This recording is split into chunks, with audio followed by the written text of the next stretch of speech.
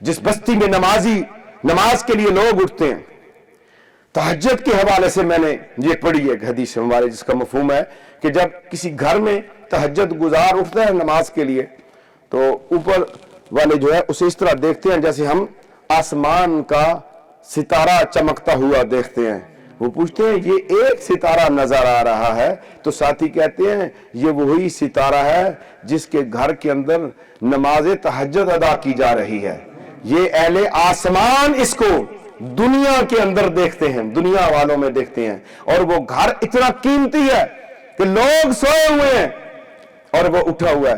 کہتے ہیں اللہ دعائیں نہیں سنتا. کون کہتا ہے؟ میرا اللہ دعائیں سنتا ہے, میرا رب دعائیں سنتا ہے. اللہ فریادیوں کی فریاد سنتا ہے, مصیبت زدوں کی مصیبتوں کو دور کرتا ہے, بیماروں کو شفا دیتا ہے.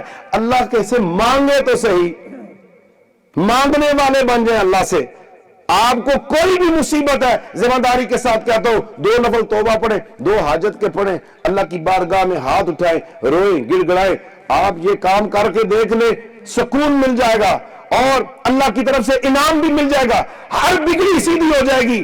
ہمارے راستے غلط ہیں, ہم غلط راہوں پہ چل پڑے ہیں, اس وجہ سے ہمارے گھروں میں بے سکونی ہے, بے پردگی ہمارے گھروں میں, گانا بجانا فلم ڈرامے ہمارے گھروں کے اندر, بے ترتیبی ہمارے گھر کے اندر ہے. کوئی ترتیب ہے ہی نہیں. جو ترتیب تھی, جو اسلام نے ترتیب دی ہے, پورا ایک اسلام کا آئین ہے گھر کو بنانے کے لیے. جب ہم گھر بناتے ہیں اس کے لیے اینٹ, سیمنٹ اور بجری اور زمین کا انتظام کرتے ہیں, مستری میسن لاتے ہیں اور بنا لیتے ہیں. جب گھر بن جائے تو اس کی بھی ترتیب ہے.